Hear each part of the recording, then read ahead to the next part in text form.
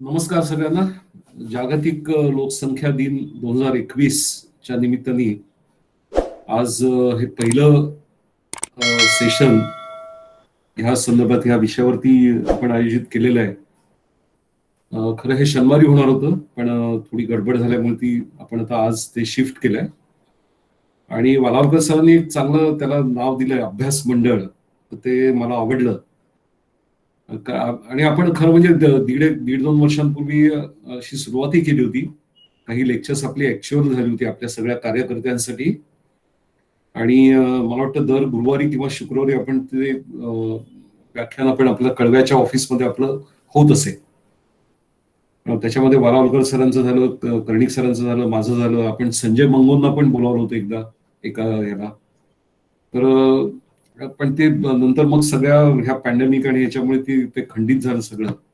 आणि आता ह्या ऑनलाईन पुन्हा अभ्यास मंडळ ह्या नावाखाली सगळी सुरुवात व्हावी, हा एक चांगला योग आहे असं मला वाटतं. तर एकूणच आपण साधारणपणे ह्या जागतिक लोकसंख्या दिनाच्या निमित्ताने लोकसंख्या वाढ कशी होत गेली याचा काही थोडासा एक आढावा थोडक्यात मी घेईन. आणि ह्या वाढत्या लोकसंख्येचे पर्यावरणावर काय परिणाम होत आहेत, त्याचा इम्पॅक्ट काय आहे, आणि परिस्थितीमध्ये काही बदल होतोय का, काही सुधारणा होत आहेत का, तर ह्या सगळ्यांचा थोडक्यात आढावा घ्यायचा प्रयत्न मी करेन. मी साधारणपणे 45 मिनिटं बोलायचं असं प्लॅनिंग केलेलं आहे. आणि त्या दृष्टीने मी आता सुरुवात करतो. तर सगळ्यात पहिल्यांदा आपण एक नॉर्मली आपण अनेक पर्यावरणीय दिवस वर्षभरातले आपण पाळत असतो किंवा साजरे करत असतो. आणि त्याचं महत्व त्या त्या दिवसाचं असं आहे की हे बहुतेक सगळे आंतरराष्ट्रीय दिवस आहेत हे संयुक्त राष्ट्रसंघाने ठरवलेले असतात. त्या त्या दिवसाचं काय महत्व आहे आणि तो जो विषय आहे तो विषय लोकांपर्यंत, सर्वसामान्यांपर्यंत पोहोचवणं हा त्या दिवसाचा साधारणपणे उद्देश असतो हे आपल्याला माहिती आहे. नुकतंच आता 5 जूनला जागतिक पर्यावरण दिवस झाला आणि त्याची थीम इकोसिस्टीम रिस्टोरेशन, परिसंस्थांचं पुनरुज्जीवन अशी ठरवण्यात आली. आणि नुसता तो एक दिवस नाही तर हा संपूर्ण दशक म्हणजे 2021 ते 2030 हे पूर्ण 10 वर्ष हा एकच महत्वाचा कार्यक्रम घेऊन, अतिशय महत्वाकांक्षी कार्यक्रम आहे हा. हा घेऊन संपूर्ण हे 10 वर्ष जगभरामध्ये असे प्रयत्न केले जातील की जिथे जिथे डिग्रेडेड इकोसिस्टीम्स आहेत त्यांचं पुनरुज्जीवन कशा पद्धतीने करायचं किंवा करता येईल त्याच्याकडे जास्त फोकस असणार आहे. तर ह्या दिवसांचं महत्व निश्चित आहेच. हे दिवस पाळले पाहिजेत, ते साजरे केले पाहिजेत आपापल्या पद्धतीने. जगभरामध्ये प्रत्येक देशामध्ये स्थानिक पातळीवर ह्या दिवसांचं हे दिवस पाळले जातात किंवा साजरे केले जातात वेगवेगळ्या पद्धतीने. आणि त्याचं सगळ्यात जो टार्गेट ग्रुप आहे त्याच्यामध्ये सरकारी यंत्रणा असतील, सिव्हिल सोसायटी असेल, पब्लिक आणि प्रायव्हेट सेक्टर्स आहेत, शाळा, कॉलेजेस, महाविद्यालय, विद्यापीठ आणि सर्वसामान्य नागरिक ह्या सगळ्यांच्यासाठी हा इंटरनॅशनल, आंतरराष्ट्रीय दिवस जे असतात ते एक प्रकारचं त्यांना चालना देणारं, विचारांना चालना देणारं एक प्लॅटफॉर्म किंवा एक व्यासपीठ आहे असं आपण म्हणूया. आणि त्या दृष्टीने या प्रत्येकच जे काही दिवस आपण वर्षभरात करतो त्या प्रत्येक दिवसाचं काही ना काही महत्व आहेच. तर ह्यातले दिवस ठरवण्याचं काम, कुठल्या दिवशी कोणत्या दिवसाला काय महत्व आहे हे ठरवण्याचं काम संयुक्त राष्ट्राची आमसभा जी असते, जनरल असेंब्ली, त्यामध्ये हे सगळं ठरत असतं. अशाच पद्धतीने 1987 मध्ये एक म्हणजे लोकसंख्या वाढीचा आपण एक आढावा जो घेणार आहोत त्याच्यात असं बघूया की 1800 साली जी लोकसंख्या होती तिथून ते आतापर्यंत ही वाढ कशी होत गेली.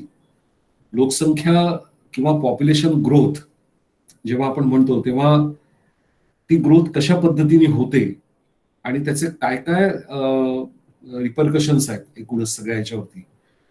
तर ह्या दृष्टीने काही परिमाणं असतील किंवा काही त्याच्यामध्ये मानकं असतील तर हे सगळं आणि जनगणना होत असते. आपल्याला माहिती आहे दर 10 वर्षांनी भारतामध्ये जनगणना होते. लोकसंख्या किती आहे, किती वाढली आहे, किती कमी झाली याचा पूर्ण आढावा घेतला जातो. तर 1987 साली जगाची लोकसंख्या ही 5 अब्ज म्हणजे 500 कोटी एवढी झाली. आणि त्याच वेळेला संयुक्त राष्ट्र संघाच्या एका यंत्रणेच्या मार्फत लोकसंख्या वाढीवरती मोठ्या प्रमाणात चर्चा सुरू होती. आणि ह्या वाढत्या लोकसंख्येचे होणारे दुष्परिणाम सामाजिक, आर्थिक, पर्यावरणीय त्याच्यावर बऱ्यापैकी त्यांचं म्हणजे एक पूर्ण ती टीम कार्यरत झाली होती. आणि त्याच वेळेला 1987 मध्ये हा आकडा जेव्हा समोर आला की जगाची लोकसंख्या 5 अब्ज एवढी झालेली आहे, 5 बिलियन. तर आणि त्यावेळेला म्हणजे हा सेन्ससचा आकडा जो प्रसिद्ध झाला तो 11 जुलैला झाला, 11 जुलै 1987. ओके. आणि हा आकडा जेव्हा जाहीर झाला की जगाची लोकसंख्या आता 500 कोटी म्हणजे 5 बिलियन इतकी झालेली आहे, तर त्याच वेळेला एक जनरल त्याच्यावरती चर्चा झाली, डिस्कशन झालं. आणि मग हा 5 बिलियन डे हे फार इंटरेस्टिंग अशी गोष्ट आहे. त्याला 5 बिलियन डे असं नाव दिलं की ह्या दिवशी जुलै 11, 1987 जगाची लोकसंख्या ही 5 बिलियन इतकी झाली, म्हणजे 500 कोटी इतकी झाली. ओके. तर ही जी तारीख, ह्या तारखेला जेव्हा ही आकडेवारी समोर आली, जगाच्या समोर मांडल्या गेली, तर ही तारीख अशी ठरवण्यात आली की हा दिवस हा जागतिक लोकसंख्या दिन म्हणून पाळण्यात यावा किंवा साजरा करण्यात यावा, असं युनायटेड नेशनच्या जनरल असेंब्लीमध्ये हा ठराव पास करण्यात आला. आणि हे डॉक्युमेंट ऑफिशियल झालं डिसेंबर 1990 मध्ये.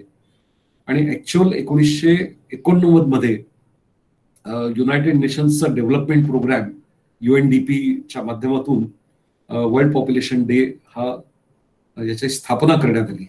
आणि प्रत्यक्षात त्याची सुरुवात झाली डिसेंबर 1990 पासून. तर हा जो आकडा आहे 500 कोटी इथपर्यंतचा प्रवास कसा झाला त्याचा एक आपण आढावा घेणारच आहोत. अगदी सुरुवातीला म्हणजे 19व्या शतकाची सुरुवात, अगदी सुरुवातीला जागतिक लोकसंख्या ही 1 बिलियन इथपर्यंत झाली. म्हणजे 100 कोटी. हे साधारण 1800 सालातली गोष्ट आहे. म्हणजे 19वं शतक सुरू झालं होतं नुकतंच.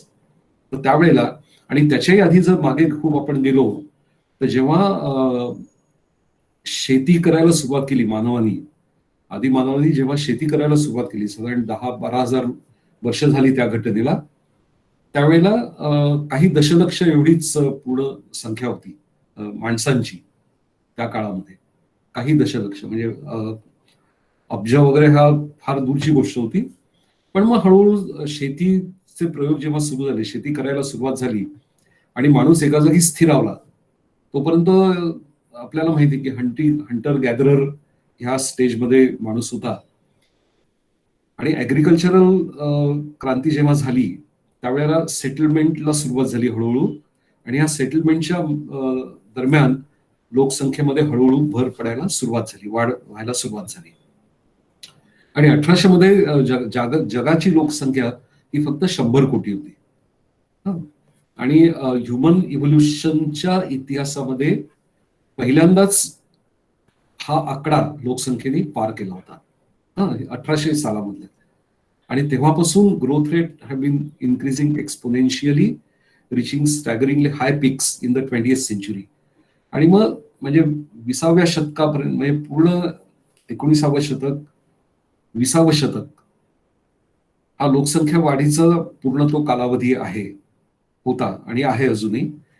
आणि हायेस्ट पीक 20व्या शतकामध्ये त्या पीक पर्यंत आपण पोहोचलो. ओके. मग जागतिक लोकसंख्या ही 7 बिलियन म्हणजे 700 कोटी 2010 नंतर म्हणजे 2011 मध्ये जेव्हा सेन्सस झाली भारतामध्ये आणि इतर देशांमध्ये, तर त्यावेळेला जी लोकसंख्या होती ती 7 बिलियन इतके त्याची नोंद करण्यात आली, रेकॉर्डवरती आली. 7 बिलियन म्हणजे 700 कोटी. म्हणजे 1800 सालामध्ये 100 कोटी लोकसंख्या ही 2010-11 पर्यंत 700 कोटी पर्यंत जाऊन पोहोचली होती ऑलरेडी. आता आपण 2021 मध्ये आहोत, म्हणजे 10 वर्ष होऊन गेली ह्या जनगणनेला, आणि ह्या लोकसंख्येमध्ये अजून भर पडलेली आहे. आणि हा आत्ता जो लोकसंख्या वाढीचा जो वेग आहे त्याचा जर विचार केला तर पुढचे प्रोजेक्शन साधारण 2045 ते 2050 ह्या दरम्यान जगाची लोकसंख्या 9 बिलियन म्हणजे 900 कोटीपर्यंत जाण्याची शक्यता आहे. आणि त्याच्याही पुढे ही लोकसंख्या वाढीचं प्रमाण हे वाढतं राहणार आहे.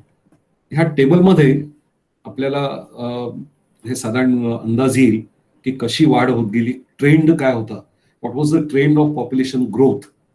आणि हे समजणं आपल्याला आवश्यक आहे, कारण हा ट्रेंड जाणून घेतल्यानंतर त्याच्यावरती त्याचे कसे दुष्परिणाम पर्यावरणावरती होत गेले ते आपल्या लक्षात यावं, म्हणून मग हा ट्रेंड जाणून घेणं महत्वाचं आहे.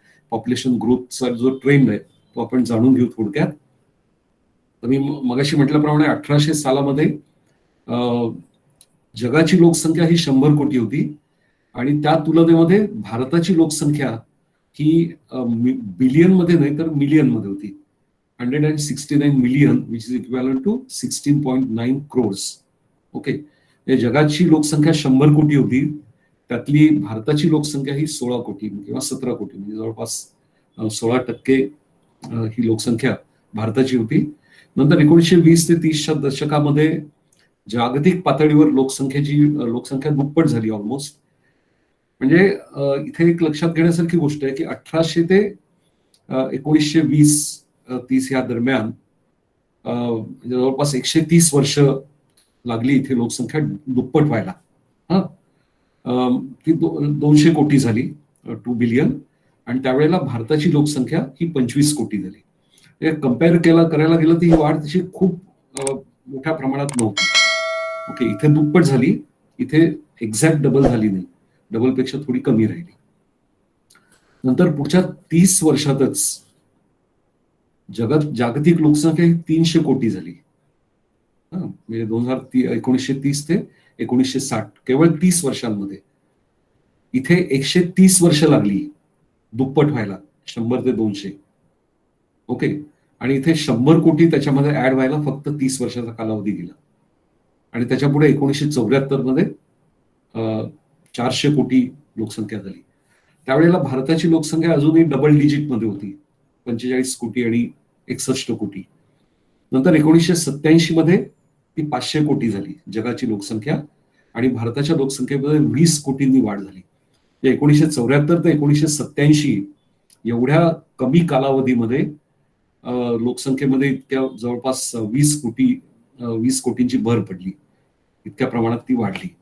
ओके, म्हणजे हा जो पिरियड होता ना 1951 ते 1981 किंवा त्याच्याही पुढे 87-90 पर्यंत, ह्याला लोकसंख्येचा विस्फोट कालावधी किंवा पॉप्युलेशन एक्सप्लोजनचा कालावधी असं ह्या डेमोग्राफी म्हणजे पॉप्युलेशनची जी स्टडी करण्याची जी डिसिप्लिन आहे ज्याच्यामध्ये पॉप्युलेशनचा अभ्यास केला जातो, डेमोग्राफी नावाचं जे सायन्स आहे, त्याच्यामध्ये हा जो कालावधी आहे हा कालावधी पॉप्युलेशन एक्सप्लोजनचा होता. आणि त्याला कारण बरीच आहेत, ती आपण थोडक्यात पुढे बघणार आहोत.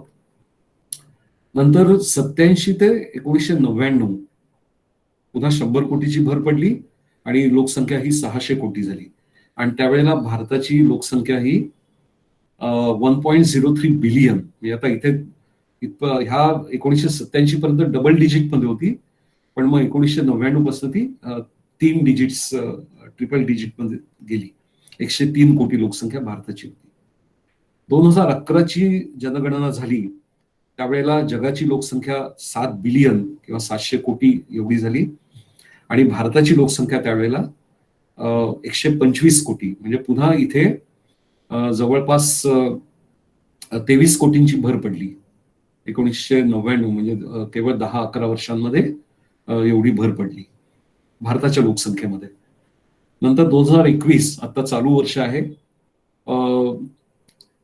ह्या आधी तर 10 वर्षांनी ज्या पद्धतीने जनगणना केली जायची, घरोघरी जाऊन प्रत्येकाच्या घरी जाऊन माहिती गोळा करणं. मी ज्या वेळेला ठाणा कॉलेजमध्ये होतो ना शिक्षक म्हणून, तर त्यावेळेला सलग 2 सायकल्समध्ये मला म्हणजे 2001 आणि 2011 अशी 2 सायकल्स आम्हाला ती रिस्पॉन्सिबिलिटी दिली होती जनगणना करण्याची. फार इंटरेस्टिंग अनुभव आले त्याच्यामध्ये आणि छान ते एन्जॉय केला आम्ही तो सगळा प्रकार. तर त्यावेळेला मग प्रत्येक घरात जाऊन सगळी माहिती गोळा करायची, प्रत्येक फॅमिलीची, कुटुंबाची सगळी माहिती, सामाजिक असेल किंवा वैयक्तिक माहिती अशी सगळी गोळा करून ही माहिती सगळी सेंट्रल एजन्सी जी आहे गव्हर्नमेंटची त्यांच्यापर्यंत ती माहिती पोहोचवली जाते आणि मग त्याच्यावरनं हे सगळे आकडेवारी ठरवली जाते. ती एक वेगळी आणि खूप मोठी किचकट अशी प्रक्रिया आहे. तर त्या पद्धतीचं सेन्सस ह्या कोरोना पॅन्डेमिकमुळे होऊ शकलेलं नाही, तरी सुद्धा जो काही डेटा अवेलेबल आहे जागतिक पातळीवर आहे तो आणि आपल्या भारत देशाचा सुद्धा, तर त्यानुसार आजच्या घडीला ह्या वर्षामध्ये जगाची लोकसंख्या 790 कोटी, म्हणजे 2011 ते 2021 या 10 वर्षांमध्ये 90 कोटींनी ही संख्या वाढलेली आहे आणि भारताची लोकसंख्या आता 139 कोटी इतकी झालेली आहे.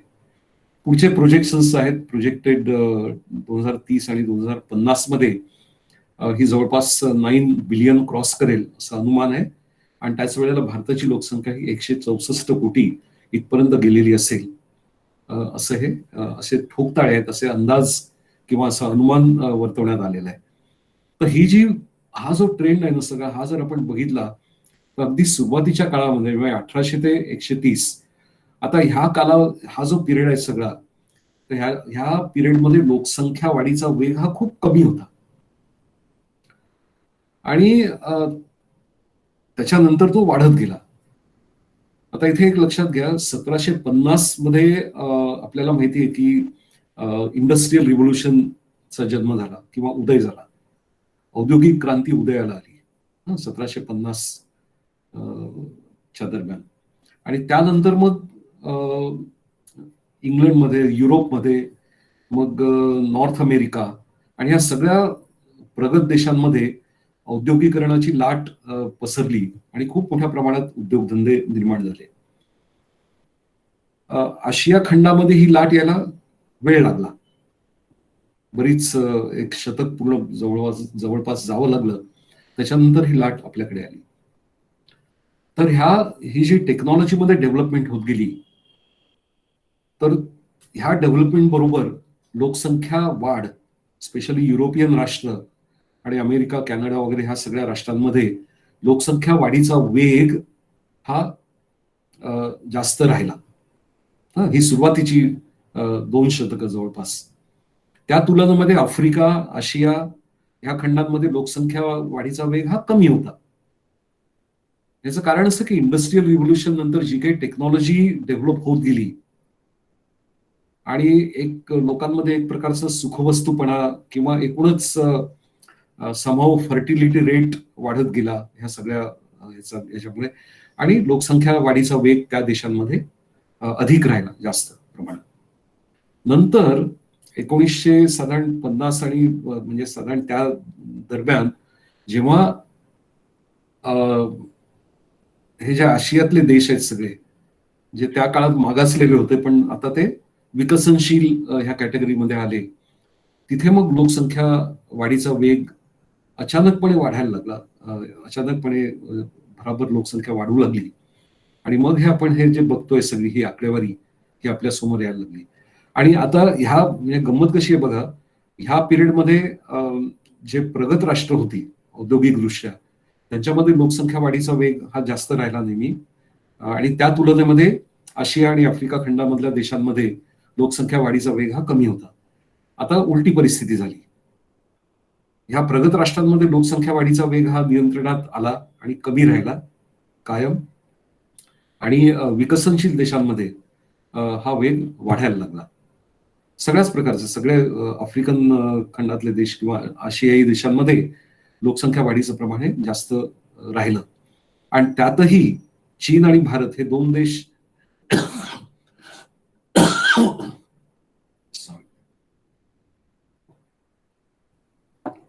चीन आणि भारत या 2 देशांमध्ये हा वेग खूप जास्त राहिला आणि म्हणून मग आपण आज आपली जी लोकसंख्या आहे आपली ही चीनपेक्षा अर्थातच कमी आहे. चीन अजूनही पहिल्या नंबरवर आहे आणि आपण दुसऱ्या नंबरवर आहोत.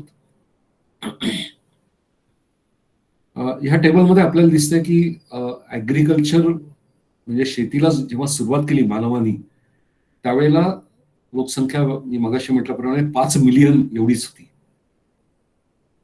म्हणजे 50 लाख थोडक्यात. 1 मिलियन म्हणजे 10 लाख. तर 5 मिलियन म्हणजे फक्त 50 लाख एवढी लोकसंख्या होती. नंतर आत्ताची आपण बघितलं 7.8 बिलियन 780 कोटी जागतिक लोकसंख्या. The highest population rate of a country in the world China. चायनाची लोकसंख्या आता 144 कोटी इतकी आहे. त्या तुलनेमध्ये second highest population is that of India जी 138 किंवा 139 कोटी आहे. 1800 साली जगाची लोकसंख्या 1 अब्ज म्हणजे 100 कोटी एवढी झाली. आता ह्याच्या पुढे ही डबल होण्याचा जो रेट आहे आत्ताच्या जो वाढीचा वेग आहे अजून आत्ताची लोकसंख्या जी 7.8 बिलियन एवढी आहे ती दुप्पट व्हायला अजून 200 वर्षांचा कालावधी लागेल असं अनुमान ह्या पॉप्युलेशन सायंटिस्ट जे आहेत त्यांनी काढलेलं आहे. The year United Nations projects the world population to reach 10 billion 2057. 2057 सालापर्यंत जागतिक लोकसंख्या ही 1,000 कोटी पर्यंत पोहोचेल असं अनुमान आहे. आणि ह्या सगळ्या लोकसंख्येला लागणारे जे रिसोर्सेस आहेत आपला जो फोकस आहे ना सगळा किंवा आपला जो कन्सर्न आहे तो मुख्य कशावरती आहे कशामुळे आहे. लोकसंख्या वाढीचा जो परिणाम रिसोर्सेसवर होत आहे जी संसाधनं आहेत नैसर्गिक संसाधनं त्यांचं एक्स्ट्रॅक्ट करण्याचं प्रमाण. कारण शेवटी लोकसंख्या वाढत राहणार त्याच्याबरोबर टेक्नॉलॉजीची डेव्हलपमेंट त्याच्याबरोबर इतरही गोष्टी आहेत आणि ह्या सगळ्याला resource exploitation natural resource extraction किंवा एक्सप्लॉयटेशन हे होत राहणार. तर एका अंदाजानुसार एका अभ्यासानुसार जो डेटा अवेलेबल आहे एकूण रिसोर्सेस संसाधनं जी काढली जातात किंवा वापरली जातात निसर्गातनं त्यांचं प्रमाण जवळपास 90 बिलियन टन्स म्हणजे 900 कोटी टन प्रतिवर्षी विविध प्रकारची संसाधनं ही निसर्गातनं घेतली जातात. आणि त्या तुलनेमध्ये परत आपण किती करतो तर ते जर कंपॅरिझन केलं आपण तर ते अतिशय कमी आहे. आणि त्याच्यामुळे इकोसिस्टीम डिग्रेडेशन किंवा एकूणच पर्यावरणाचा जो ऱ्हास होतो आहे तर तो त्याला मुख्य कारण म्हणजे हे पॉप्युलेशन ग्रोथ हे सगळ्या समस्यांच्या मुळाशी ही लोकसंख्या वाढ किंवा लोकसंख्येचा विस्फोट हे महत्वाचं कारण आहे. आता ही जर ट्रेंड बघितली आपण मगाशी आपण जो टेबल बघितला त्याच्यावरून आपल्या लक्षात आलंच आहे. पण एकूणच ट्रेंड जर बघितली तर 1800 मध्ये 100 कोटी नंतर 1930 म्हणजे 130 वर्ष लागली दुप्पट व्हायला या पिरियडमध्ये 1800 ते 1930. ओके 130 वर्षांचा काळ जावा लागला. नंतर पुढच्या 30 वर्षात 100 कोटींची भर पडली 1930 ते 1960. त्यानंतर पुढच्या 15 वर्षात 60 ते 75 अजून 100 कोटींची भर पडली 3 billion to 4 billion. 1960 to 1975 15 years period. नंतर पुढे फक्त 12 वर्षाच्या कालावधीमध्ये पुन्हा 100 कोटी 1987 मध्ये द पॉप्युलेशन वॉज 5 बिलियन. तर हे फार म्हणजे ह्या ग्राफवरनं आपल्याला अंदाज येऊ शकतो की हा जो पिरियड आहे सगळा मधला this was the period of population boom किंवा पॉप्युलेशन एक्सप्लोजन. अतिशय कमी कालावधीमध्ये लोकसंख्या वाढीचा वेग हा खूप वाढत गेला. आणि नंतरच्या काळामध्ये थोडासा कमी झालेला दिसतो आपल्याला. इथे 16 वर्ष लागली 2012 ते 2028 16 वर्षांचा कालावधी गेला. इथे 12 वर्षांमध्ये 100 कोटींनी लोकसंख्या वाढली. इथे 16 वर्ष लागली. आणि आताचं प्रोजेक्शन असं आहे की 26 वर्ष लागतील म्हणजे 2054 पर्यंत ही लोकसंख्या 100 कोटींनी अजून वाढेल 2028 ते 2054. ही आकडेवारी जी आहे आता लोकसंख्येचा जेव्हा आपण अभ्यास करतो ना ह्युमन पॉप्युलेशन पर्टिक्युलरली ह्युमन पॉप्युलेशनचा अभ्यास करताना स्टॅटिस्टिकला प्रचंड महत्व दिलेलं आहे. हे नॉर्मली एरवी आपण जेव्हा इतर गोष्टींचा अभ्यास करतो निसर्गातल्या सगळ्या, त्यावेळेला आपण स्टॅटिस्टिकला इतकं कन्सिडर करत नाही, पण लोकसंख्येचा अभ्यास करताना डेमोग्राफीमध्ये स्टॅटिस्टिक्स इज व्हेरी इम्पॉर्टंट. आणि हे जी सगळी अनुमान आहेत, तर ही सगळी आधीचा सगळा इतिहास लोकसंख्या वाढीचा, आणि त्याच्यावरनं काही अनुमान तयार करून, मॅथमॅटिकल मॉडेल्स तयार करून, कॉम्प्युटर मॉडेल्स तयार करून आणि स्टॅटिस्टिक्सचा आधार घेऊन ही सगळ्या आकड्यांचं प्रोजेक्शन केलं जातं. त्यामुळे ह्यांना ह्या दृष्टीने महत्व आहे. अदरवाईज आकडेवारी ही बदलत राहणाऱ्यासारखी आपल्याला माहिती आहे, ती काही कॉन्स्टंट राहत नाही. ओके, आता जागतिक पातळीवर ग्रोथ कशी होत गेली, तर आधी सुरुवातीला आपण बघितलं की अतिशय वेग हा कमी होता, with relatively moderate intensity in Europe and America between 1750 and 1950. Okay, आणि 1950 onwards much more substantial and intensive population explosion started to occur in Asia, Latin America and Africa. तोपर्यंत ह्या देशांमध्ये पॉप्युलेशन बऱ्यापैकी स्टॅबिलाइज झालेली होती 1950 पर्यंत. आधी वेग जास्त होता लोकसंख्या वाढीचा, नंतर ती स्टॅबिलाइज व्हायला लागली. आणि मग त्याच वेळेला हे जे देश आहेत, आशियाई कंट्री असतील किंवा लॅटिन अमेरिका, आफ्रिका, इथे लोकसंख्या वाढ झपाट्याने व्हायला सुरुवात झाली. Asia already represented over 55% of the world population in 1950 with 1.4 billion citizens. By the year 2010, this had increased to 4.2 billion people or 60%. आज जी जगाची लोकसंख्या आहे, त्याच्या जवळपास 60 ते 62% लोकसंख्या ही फक्त आशियातली आहे, आशिया खंड. ओके, आणि त्यातली 1.4 बिलियन आपण आताच बघितलं live in China and 1.3 billion live in India, together accounting for more than 1/3 of the world population. Okay,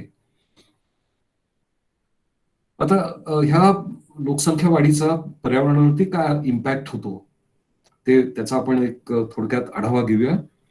so rapid degradation of environment started especially during 20th century, primarily as a result of our efforts to secure improved standards of food, clothing, shelter, comfort and recreation for growing number of people.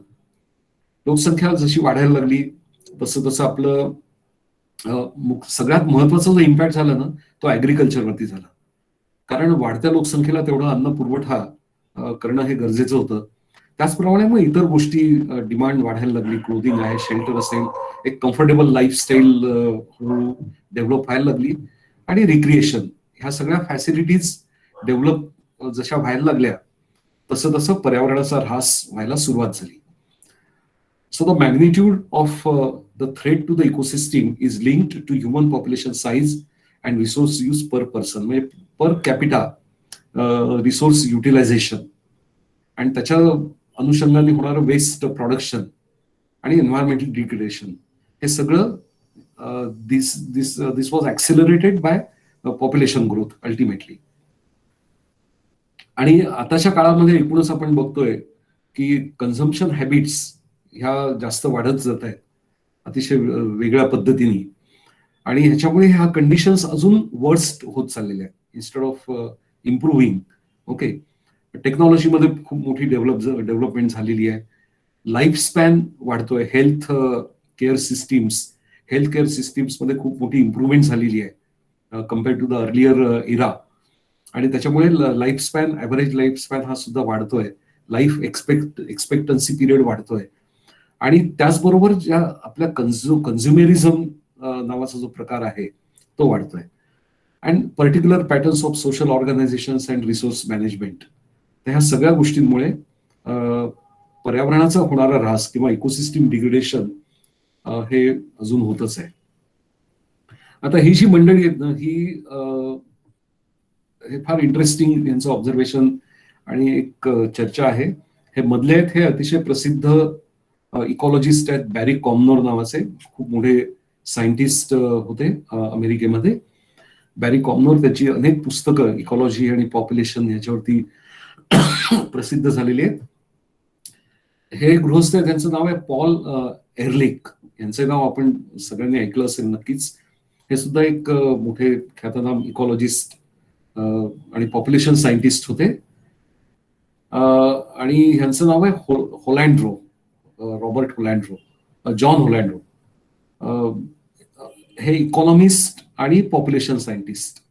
Okay. तर एकदा काय झालं की ह्या तिघांची एकदा एक meeting होती अशी, किंवा ते एका मीटिंगमध्ये भेटले आणि त्यांची ह्या सगळ्या विषयावरती, की लोकसंख्येचा विस्फोट किंवा लोकसंख्येची होणारी वाढ आणि त्याचा पर्यावरणावरती होणारा दुष्परिणाम हा कसा आहे, किंवा त्याचं आपण कशा पद्धतीने आपण ते लोकांसमोर मांडू शकतो, याच्यावर एक चर्चा आणि त्यातनं काही डिबेट एक प्रकारची ह्या तिघांमध्ये झाली.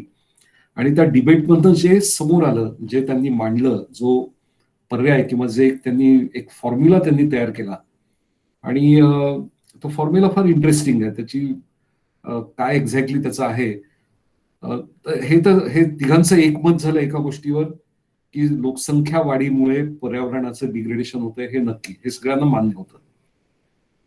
पण मग लोकसंख्या वाढ एवढं एकमेव कारण आहे का, ह्याच्यावर मतभेद होते. की केवळ लोकसंख्या वाढतेय ह्या एकमेव कारणामुळे पर्यावरणाचा ऱ्हास होतोय, हे त्यांच्यामध्ये त्याच्यावर थोडे वैचारिक मतभेद झाले. आणि मग त्यांनी त्या सगळ्या चर्चेमधनं ही एक स्कीम किंवा हा एक फॉर्म्युला अस्तित्वात आला. हा आहे I = P × A × T. Okay. So in this regard, it can be useful to keep in mind the simple I = P × A × T scheme. त्याच्यामध्ये हा आय जो व्हेरिएबल आहे, it represents ecological footprint or impact on the environment. Okay. मग हा impact कशामुळे, हे multipliers आहेत. P stands for population, A stand for affluence. हा फार इंटरेस्टिंग पार्ट आहे इथला. एफ्लुएन्स आणि T फॉर टेक्नॉलॉजी. म्हणजे आपण एफ्लुएन्स याचा अर्थ काय, की समृद्धी एक प्रकारची. आपल्या जीवनामध्ये किंवा समाजामध्ये जेव्हा समृद्धीचं वातावरण तयार होतं, ओके, मग हे तीन घटक म्हणजे लोकसंख्या, समृद्धी आणि टेक्नॉलॉजीमध्ये झालेली डेव्हलपमेंट, ओके, ह्याचा एकत्रित परिणाम किंवा इम्पॅक्ट हा कसा होतो. हे ह्याच्यामध्ये काही मॅथमॅटिकल कॅल्क्युलेशन करायला हवंय किंवा असा काही तो उद्देश नाहीये. एक जनरल अंडरस्टँडिंगसाठी त्यांनी ही स्कीम तिथे मांडली, आणि ती जरा इंटरेस्टिंग आहे. त्याचा थोडक्यात आपण त्याचं विश्लेषण कसं केलं जातं ते आपण बघूया. So the environment may be viewed as a self regenerating system that can endure a certain level of impact. हे आपल्याला माहिती आहे, आपण याच्यावरती अनेकदा चर्चाही केलेली आहे, की प्रत्येक इकोसिस्टीमची स्वतःची रिजनरेटिंग कपॅसिटी असते. म्हणजे किती डॅमेज झालं, किती मोठ्या प्रमाणात, तरी आपोआप ती सिस्टीम स्वतःला रिस्टोअर करू शकते, रिजनरेट करू शकते, without any human interference. Okay. आपण इकॉलॉजिकल रेस्टोरेशन किंवा इकोसिस्टीम रेस्टोरेशन करतो म्हणजे काय करतो नक्की, तर एखाद्या डिग्रेड झालेल्या इकोसिस्टीमला पुन्हा उभं राहण्यासाठी आपण थोडी मदत करतो. आपला एक मदतीचा हात आपण पुढे करतो. तेवढाच आपला रोल लिमिटेड असायला हवा. आयडियल जी प्रिन्सिपल्स आहेत इकॉलॉजिकल रेस्टोरेशनची, त्या प्रिन्सिपलमध्ये हेच म्हटलेलं आहे, की तुम्ही इकोसिस्टीम डेव्हलप किंवा रिस्टोर करायला जरूर इन्व्हॉल्व्ह व्हा त्या कामामध्ये, पण एका ठराविक मर्यादेपर्यंत. ओके. त्याच्या पलीकडे जाऊ नका. Don't cross the limits. तुम्हाला जर वाटलं की आपण ह्युमन्स आहोत आणि आपण खूप काही करू शकतो, तर don't go for that. Stay within your limits and you extend your helping hand for restoration. Okay. So the environment is a self-regenerating system which can endure certain level of impact. काही ही काय म्हणतो आपण त्याला, लवचिकता असते इकोसिस्टीम्स किंवा environment system मध्ये. त्यामुळे काही प्रमाणात हा जो इम्पॅक्ट आहे या सगळ्या लोकसंख्या वाढ किंवा ह्या सगळ्या स्कीमचा, तो इम्पॅक्ट सहन करण्याची ताकद पर्यावरणामध्ये किंवा इकोसिस्टीम मध्ये नक्कीच आहे. आणि ही ताकद, त्यालाच आपण धारण क्षमता किंवा कॅरिंग कपॅसिटी असं म्हणतो. ओके.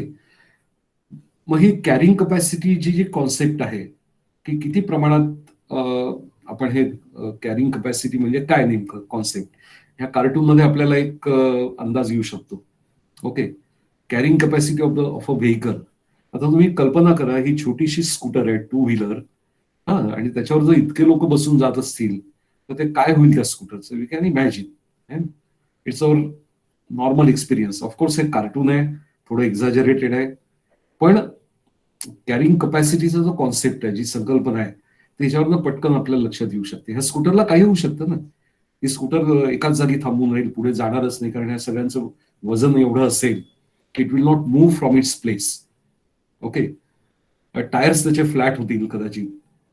ओके, किंवा समजा एखादा स्पीड ब्रेकर आला किंवा एखादा असा रोड एलिव्हेशन आलं, तर ते मागे मागेही लोक बसलेत मंडळी, त्यांच्या वजनाने स्कूटर उलटू पण शकते, आहे की नाही. So there is another picture to explain the concept of carrying capacity. हे पण आपण बघतो नेहमी, आहे की नाही, बसमध्ये. आणि हे चित्र आपल्याला अनेकदा बघायला मिळतं किंवा ह्याचे फोटो आपण बघत असतो. तर आता इथे सुद्धा तेच आहे ना, की ह्या बसची कपॅसिटी जी आहे, तिची मर्यादा आहे कॅरी करण्याची, त्याच्या कितीतरी अधिक पटीने इथे लोक ह्या बसमध्ये बसली आहेत. ती बस हलेल कशी जातची पुढे? It is impossible. त्या ड्रायव्हरवर किती ताण येईल, एखादं वळण आलं, शार्प टर्न असेल, ती टर्न घेताना बस डेफिनेटली कोलॅप्स होईल. आणि आता ह्या तुलनेमध्ये पृथ्वीची कॅरिंग कपॅसिटी काय, carrying capacity of the earth आहे ना, ज्या पृथ्वीवर आपण राहतो त्या पृथ्वीची सुद्धा काही मर्यादा आहे. किती लोकांना ती सहन करेल किंवा किती लोक पृथ्वीवरती एका वेळेला राहू शकतील. कारण लोकसंख्या जशी वाढेल तशी त्या प्रमाणात रिसोर्सेस कन्झम्पशन, रिसोर्सेस युटिलायझेशन हे देखील वाढेल. आणि ह्या रिसोर्सेसला सुद्धा काही मर्यादा आहे, संसाधनं असण्याला काही मर्यादा आहेत.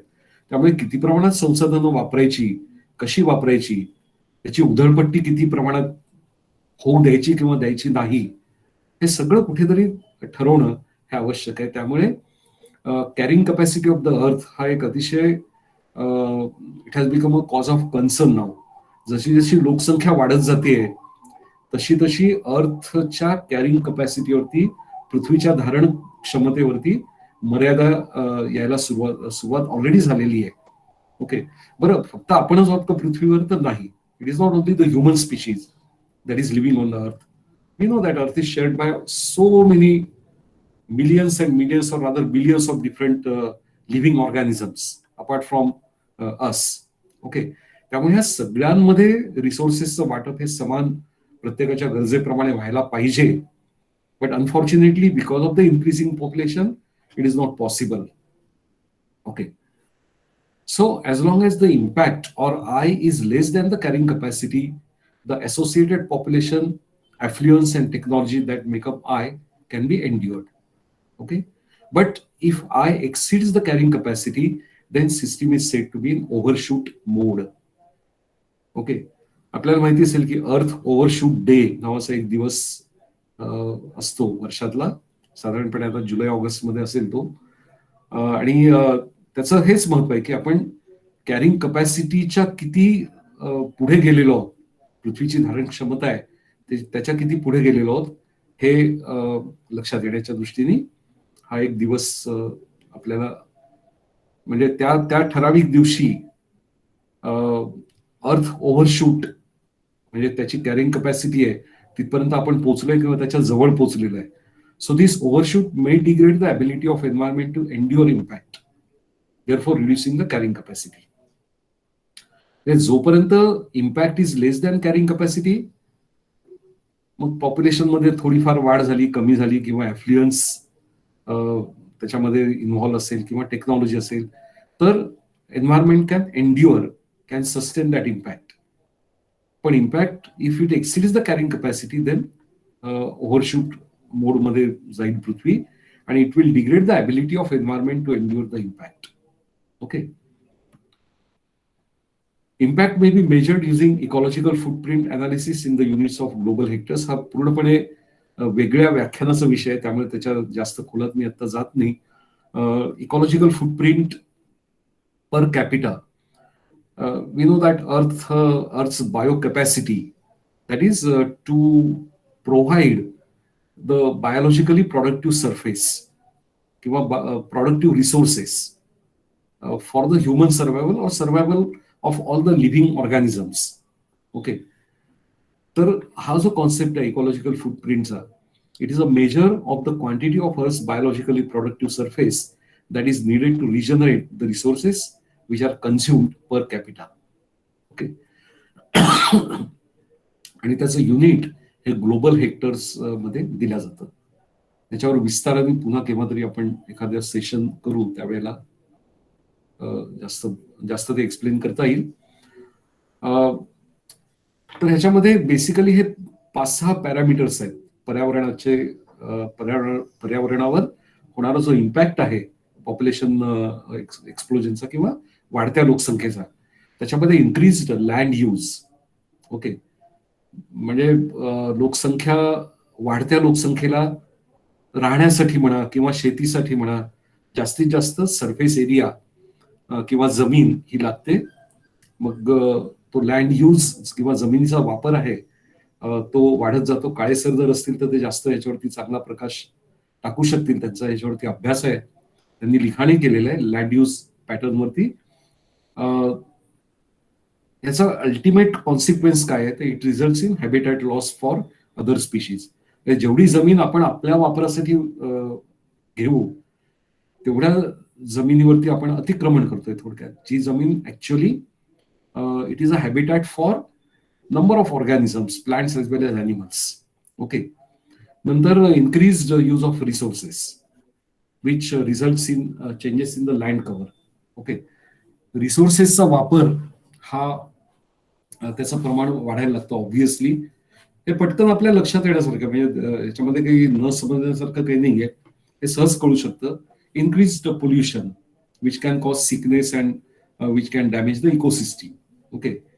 नंतर क्लायमेट चेंज, ह्या सगळ्यामुळे होणारा वातावरणातला बदल. ओके. जो आपण अनुभवतोय दरवर्षी काहीतरी नवीन घडामोडी वातावरणात होत आहेत. वातावरण बदलाच्या अनुषंगाने आणि काही नवीन नवीन घटना आपल्या समोर येत आहेत. आणि ह्या सगळ्यांचा परत एक culmination is in biodiversity loss. Rate of extinction is increasing. Okay. Extinction of the species is increasing. हे सगळं वाढत्या पॉप्युलेशनचा हा परिणाम आहे.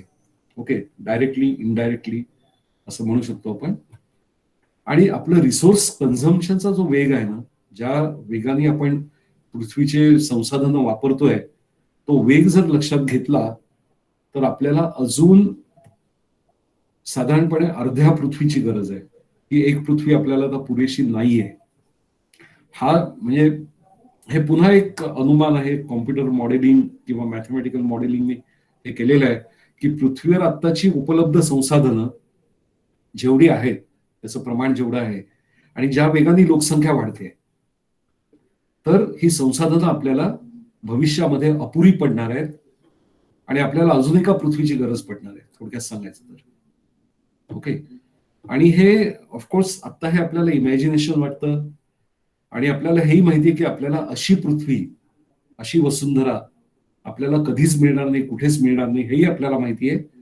पण एक सर्वसामान्य लोकांना एक अंदाज येण्याकरता की ज्या वेगाने आपण संसाधनांचा वापर करतोय आणि लोकसंख्या वाढते, हे जर असंच कायम राहिलं तर आपल्याला अजून एका पृथ्वीची किंवा किमान अर्धी पृथ्वी तरी आपल्याला अजून लागेल, म्हणजे पुढच्या जनरेशन्स करता. ओके. त्याचं हे ग्राफिक आहे. त्यातला ए जो व्हेरिएबल आहे I is equal to PAT मधला, दिस stand for ॲफ्ल्युएन्स.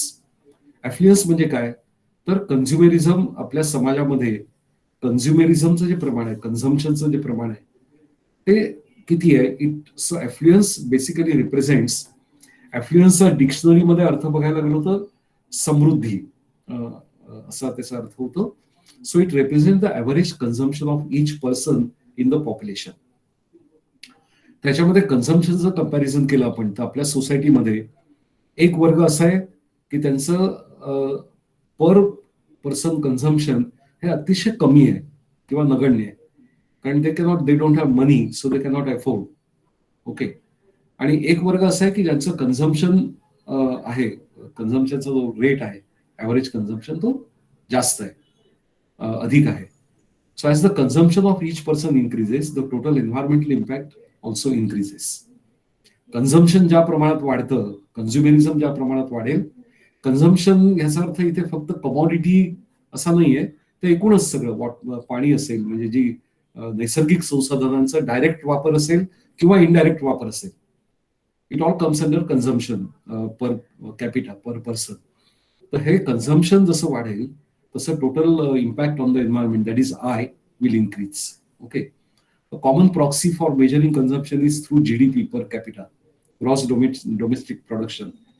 Okay, while GDP per capita measures production, it is assumed that consumption increases with the production increases, and vice versa. Consumption increase होतं याचा अर्थ काय होतो की डिमांड वाढते. Demand कोणाकडनं वाढते तर आपल्याकडनं वाढते. समाजातनं डिमांड वाढायला लागते त्या कमॉडिटीची. ओके. आणि मग ती डिमांड फुलफिल करण्याकरता प्रोडक्शन वाढतं. तसं ते it is a cyclic mechanism we can say. Okay. Which can be linked with GDP per capita. Okay. जसं प्रोडक्शन वाढतं म्हणून कन्झम्पशन वाढतं का कन्झम्पशन वाढतं म्हणून प्रोडक्शन वाढतं, हा डिबेटचा मुद्दा होऊ शकतो. ओके. पण जशी डिमांड वाढते, आपल्याला इकॉनॉमिक्समध्ये प्रिन्सिपल अतिशय सिंपल माहिती आहे की डिमांड वाढते तसं पुरवठा वाढतो. ओके. मार्केटमध्ये ज्या वस्तूंची डिमांड मागणी वाढते त्या प्रमाणात त्याचा पुरवठा देखील वाढायला लागतो. So GDP per capita has been rising steadily over the last few centuries and is driving up human impact in this equation. Okay. त्यामुळे ॲफ्लुएन्स हा एक व्हेरिएबल महत्वाचा आहे ह्याच्यामध्ये. तर ह्याचं एक उदाहरण साधं म्हणजे अशी अनेक उदाहरणं आपण घेऊ शकतो. पण समजा आपण कारचं उदाहरण घेतलं, कार मॅन्युफॅक्चरिंग. तर एक ॲव्हरेज डेटा आहे हा.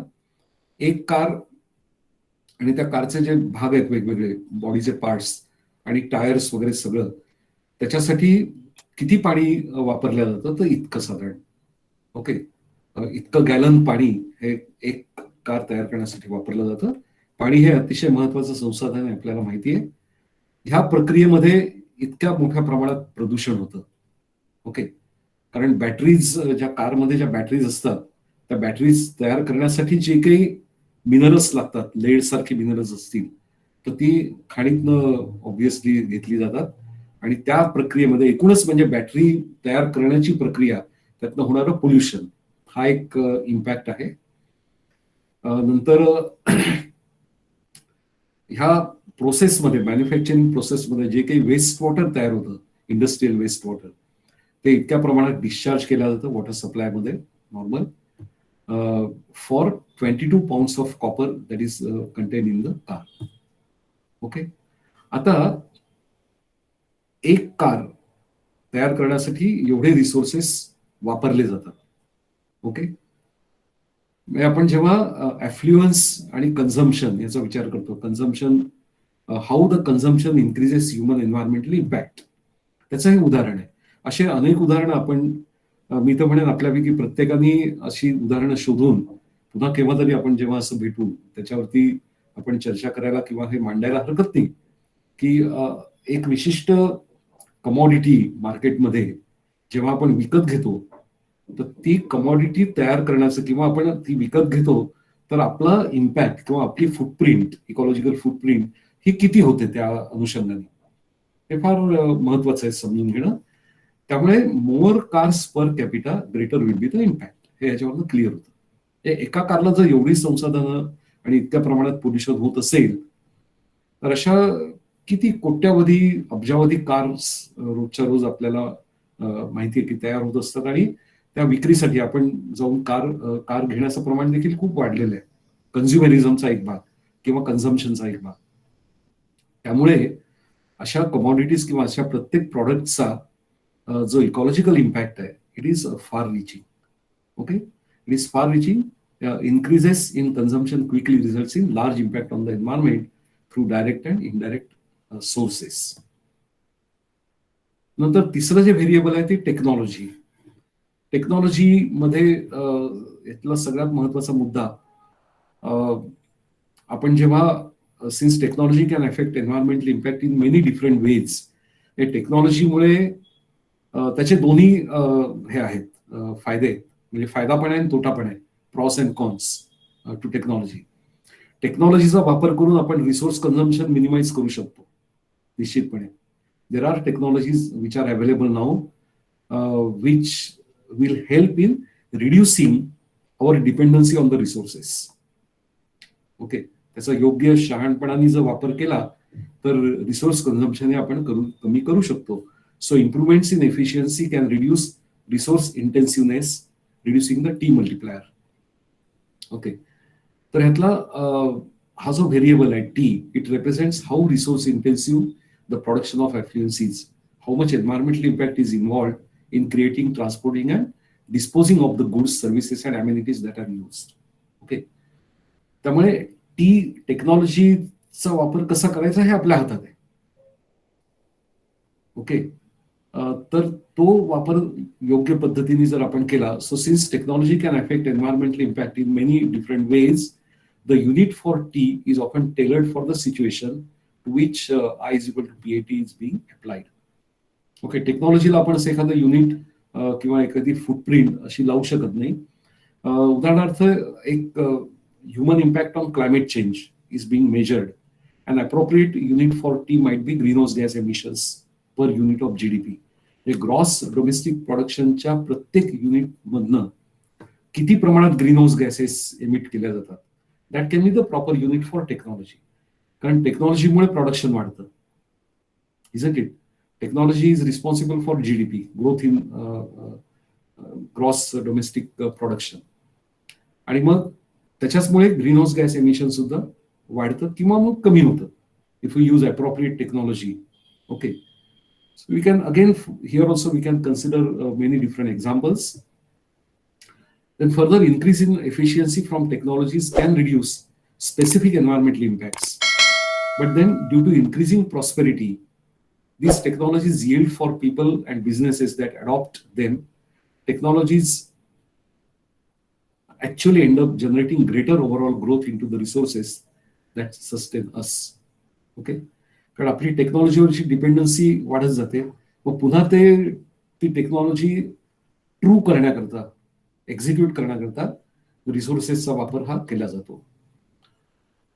So globally, debate over population explosion has erupted after recent ecosystem assessments pointed to the role of human population in driving other species into extinction and precipitating a resource crunch. Okay, biologist E.O. Wilson gives a scary estimate of 3 species being driven to extinction every hour. In the planet's natural course, the rate of extinction is 1 per million species per year. Okay, एवढ्या मोठ्या प्रमाणात species extinct होत आहेत. It is now well known that humans are the driving force behind what is regarded as 6th mass extinction. आपल्याला कल्पना आहे की आपण 6व्या मास एक्सटिंक्शन कडे वाटचाल आपली सुरू आहे, आणि ह्याला आपणच जबाबदार आहोत हे आता सगळ्यांनी ऍक्सेप्ट केलेलं आहे. And that is why scientist are closer to declaring the end of current geological epoch called Holocene. आपलं आता जे जिओलॉजिकल युग आहे होलोसीन नावाचं, त्याला आता अँथ्रोपोसीन, कारण पूर्ण माणसाने व्यापलेलं युग असं म्हणून त्याला अँथ्रोपोसीन युग असं नाव द्यावं, असं एक चर्चा किंवा त्या कन्क्लुजनला आता सायंटिस्ट सगळे आलेले, because it is characterized by human influence on the planet. त्यामुळे पॉप्युलेशन एक्सप्लोजनचे हे सगळे दुष्परिणाम आहेत, आणि त्यात ह्याची कारणं काय आहेत ती आपण थोडक्यात बघू. What are the causes of over population? The birth rate is higher than death rate. Okay, we have been able to decline the death rate due to advanced medical technologies. The fertility rate due to population policies and other measures has been falling, but even then much higher compared to other countries. हे आपलं भारतापुरतं आता आपण विचार करू. Early marriage and universal marriage system. Even though the marriageable age of a girl is legally 18 years, the concept of early marriage still prevails.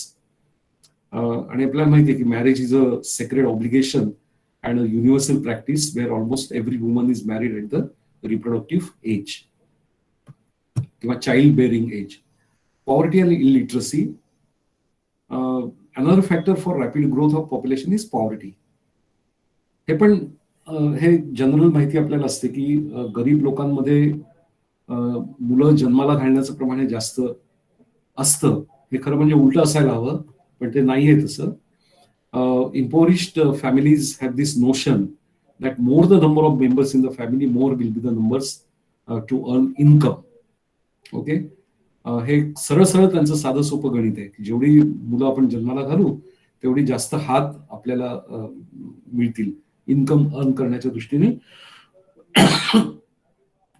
अजून एक त्याच्या मागचं कारण आहे की आई वडील म्हातारे झाल्यावर त्यांचा सांभाळ करायला जेवढी जास्त मुलं असतील तेवढं हे एक एक माइंडसेट आहे भारतीयांच्या मनामध्ये.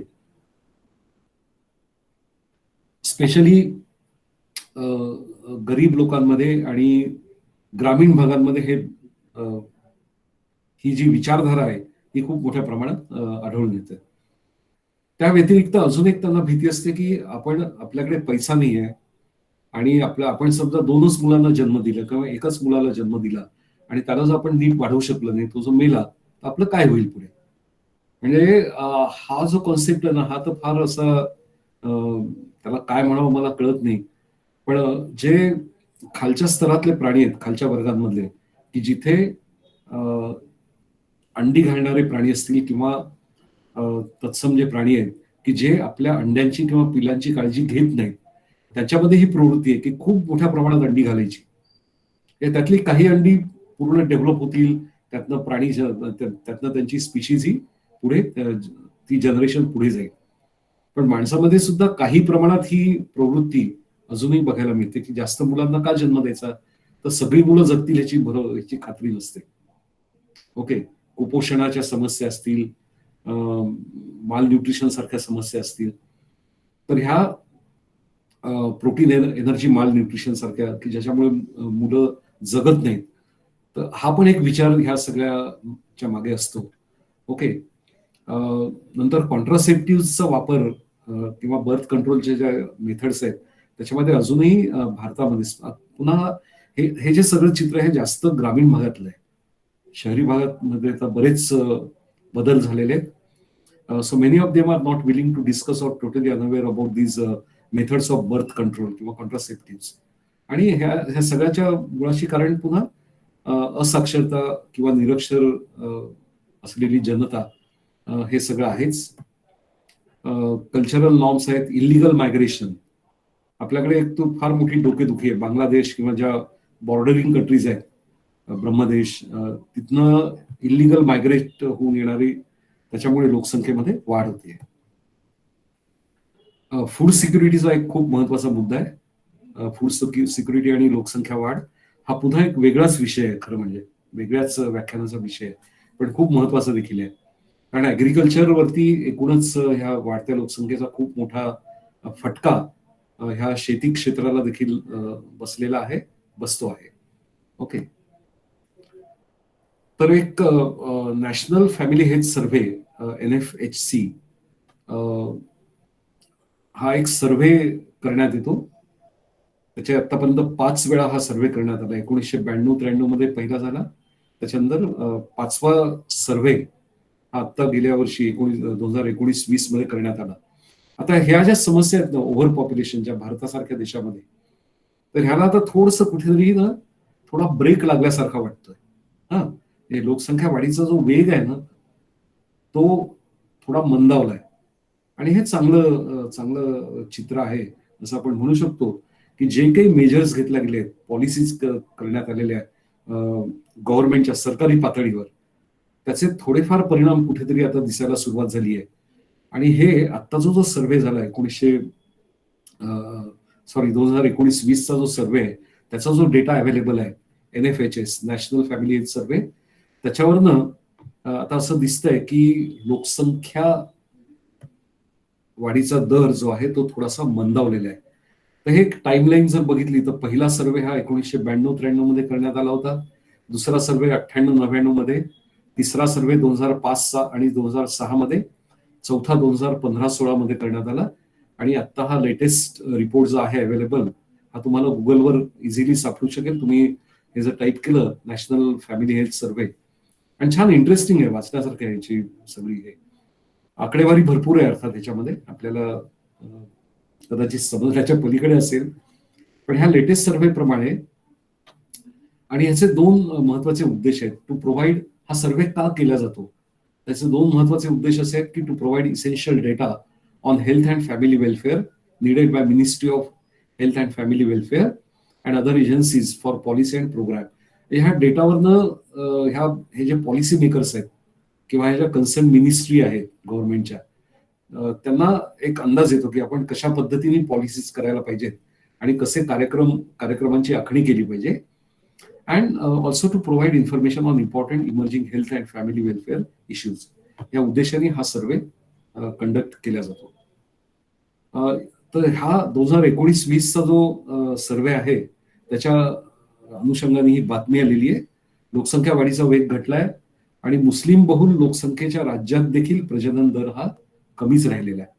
आता उत्तर प्रदेश सारखे जे राज्य आहेत, आणि हा प्रत्येक राज्याचा लोकसंख्येचा दर ह्या सर्व्हेमध्ये, हा जो NFPH सर्व्हे जो आहे त्याच्यामध्ये प्रत्येक राज्याची आकडेवारी दिलेली आहे.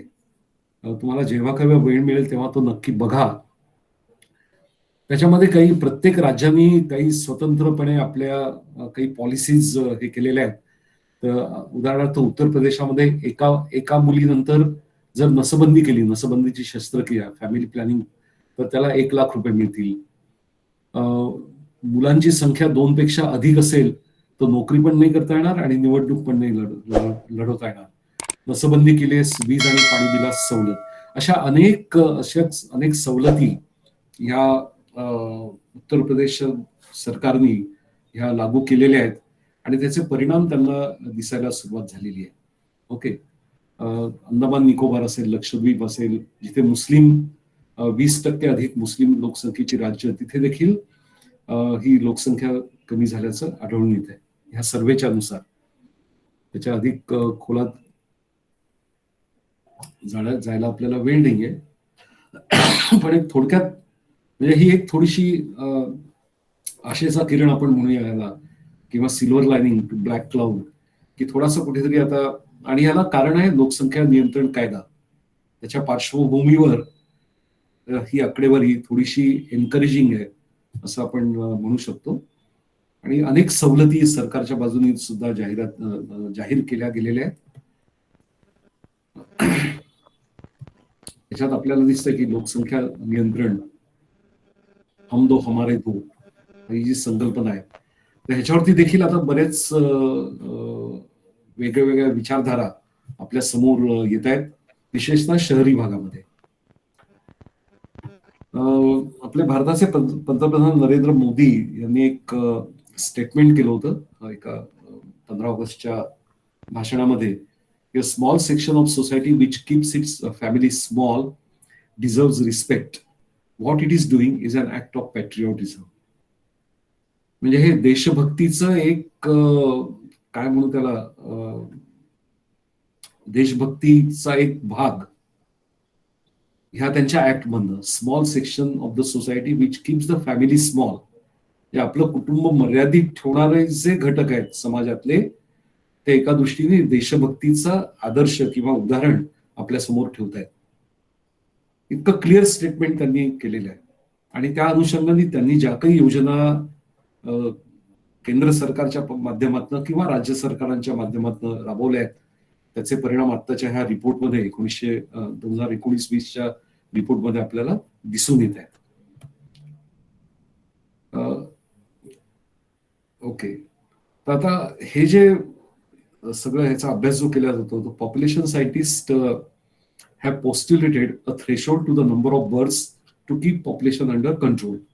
तर हा नंबर जो आहे, number of birds, okay, it is expressed as total fertility rate, TFR, which is the average number of children a woman of child bearing age must have. हे सरासरी किती मुलं त्या स्त्रीला असायला हवीत ऍट चाइल्ड बेअरिंग एज, त्याचा जो रेट आहे त्याला TFR किंवा टोटल फर्टिलिटी रेट असं म्हटलं जातं. Population above this rate means growth in population, while below TFR is a decline in population. आणि एक्झॅक्ट TFR जो त्या रेटला population is stabilized or maintain. Okay. तर भारतासाठी हा जो रेट आहे, हा TFR is at 2.1. Accordingly, TFR at 2.1 would keep the country's population stable. Okay. आता 0.1 हा थोडासा ऑड वाटतो की नाही, कारण 0.1 मुलगा किंवा मुलगी कसं असेल, एक पूर्ण असेल किंवा दोन पूर्ण असतील. ओके. पण त्याचं त्यांनी जे एक्सप्लेनेशन दिलंय ते असं की the number accounts for 1 child per mother, 1 per father and an extra 0.1 for children who die in infancy and women who die before childbearing age. म्हणून तो 0.1 हा एक्स्ट्रा एक फ्रॅक्शन त्याच्यामध्ये त्यांनी धरलेला आहे. हे मुळात दोनच मुलं, म्हणजे rate of fertility, total fertility rate should be 2 optimally. Okay. Extra 0.1 हा एक याच्याकरता कन्सिडर केला जातो, हा फ्रॅक्शन, की child may die during infancy for some reason or several factors are there. Okay. So the UN population division terms this fertility TFR as replacement level fertility. India is very close to this point now, as many states have in fact TFR below 2.1. हा जो सर्वे आहे NFPH चा, त्याच्यानुसार असं दिसून आलंय की TFR is below 2.1 in many states in India. This means India's population is about to hit the replacement level as per this official data that is published last year. आता करंट ट्रेंड जे आहेत ना ते फार interesting आहे. म्हणजे हा शहरी पॉप्युलेशन लोकसंख्येमध्ये किंवा शहरात राहणारे जे कपल्स आहेत, ओके, त्यांच्यामध्ये आता ही ट्रेंड खूप मोठ्या प्रमाणात दिसून येते. आपल्याला, तुम्ही बहुतेकांनी ही वाचलं पण असेल किंवा ह्या ज्या संज्ञा आता नव्याने ह्या अस्तित्वात आलेल्या संज्ञा आहेत. Double income no kids, married couple आहे किंवा आणि दोन्ही नवरा बायको दोघंही कमवत आहेत पण त्यांना मूल नको आहे. Okay. So this concept DINK, DINK, double income no kids. शहरी भागामध्ये ही कॉन्सेप्ट हळूहळू पॉप्युलर होते आणि ह्याला इतरही गोष्टी जबाबदार आहेत. ग्रामीण भागामध्ये काय होतं की लग्न झालं की साधारण वर्षभरातच नातेवाईक सगळे, म्हणजे सासू सासऱ्यांपासून ते सगळेच नातेवाईक लगेच सुरू करतात की चला 1 वर्ष झालं, आता मूल केव्हा. हा, शहरी भागामध्ये आता शहरीकरण, अर्बनायझेशन इतक्या मोठ्या प्रमाणात होत आहे आणि एकूणच सगळी सामाजिक परिस्थिती किंवा इकॉनॉमिक परिस्थिती लक्षात घेता शहरी भागामध्ये अशी विचारणा किंवा हे जे पिअर प्रेशर ज्याला म्हणतो आपण, समाजाकडनं येणारं प्रेशर, ह्याचं प्रमाण कमी झालेलं आहे. ओके. प्लस दोघेही जर नोकरी करत असतील तर मूल झाल्यानंतर त्याचा सांभाळ कोण करणार, कसं करणार, त्याला वाढवणार कसं, त्याचं संगोपन कसं करणार, असे अनेक इश्यूज लक्षात घेऊन ही संकल्पना डबल इन्कम नो किड्स. मग अशा कपल्समध्ये असंही दिसून आलंय, ह्या सर्व्हेमध्ये असंही आढळून आलंय की अशी विचारधारणा असलेले कपल्स काही वर्षांनी, जेव्हा त्यांना आर्थिक स्थैर्य येतं, ओके, पण by the time they have lost the child bearing capacity किंवा चाइल्ड बेअरिंग एज, तर त्यांचा कल अडॉप्शन कडे जातो, दत्तक घेणं. ती पण एक चांगली गोष्ट आहे. म्हणजे ती यातनं एक चांगलं निष्पन्न झालेली गोष्ट आहे असं म्हणू शकतो आपण, की निदान जी अनाथ मुलं असतात, ज्यांना घरदार नसतं, दत्तक घेण्याचं एक प्रमाण अशा काही कपल्समध्ये आढळून आलेलं आहे. दुसरं आहे ते म्हणजे डबल इन्कम सिंगल किड. दोघंही कमवत आहेत, मग एकच मूल फक्त होऊ द्यायचं, 2 मुलं, एकापेक्षा जास्त मुलं होऊ द्यायची नाहीत. ओके. ही पण एक कॉन्सेप्ट बऱ्यापैकी पॉप्युलर आहे. सिंगल इन्कम नो किड्स, नवरा बायको आहेत, मॅरिड, लिगली मॅरिड आहेत, पण एकच जण कमवत आहे, either she or he. Okay. एकच इन्कम आहे, सो मूल होणं परवडणार नाही, त्यामुळे नो किड्स. अशी कपल्स सुद्धा कालांतराने अडॉप्शनचा विचार करतात, अडॉप्ट करायला प्रवृत्त होतात. आणि सिंगल इन्कम सिंगल. पण दिलं तर काय बिघडतं. ओके. अशा प्रकारच्या ह्या कॉन्सेप्टमुळे आणि एकूणच लिटरसीचं प्रमाण वाढलेलं आहे, म्हणजे स्पेशली शहरी भागामध्ये. पुन्हा मी हे अर्बनायझेशन याच्यामध्ये एक फार इंटरेस्टिंग ऑब्झर्वेशन आहे की शहरीकरण किंवा अर्बनायझेशन जसं वाढलं त्या प्रमाणामध्ये लोकसंख्या वाढीचा वेग हा कमी झाला. ओके. तर असं हे सगळी ही संकल्पना आहे आणि हे एक थोडंसं आशादायक चित्र आता निर्माण होऊ पाहत आहे गव्हर्नमेंटच्या सगळ्या पॉलिसीजमुळे, की लोकसंख्या वाढीचा वेग थोडा कमी होतो आहे. आणि हा खरं प्रचंड मोठा विषय आहे. मी खरं प्लॅन केलं होतं त्याप्रमाणे मी थांबलो नाही. Sorry for that. Me time overshoot केला ऍक्च्युअली. पण बहुतेक मुद्दे मला जे ह्या संदर्भात मांडायचे होते त्याची मांडणी थोडक्यात केलेली आहे.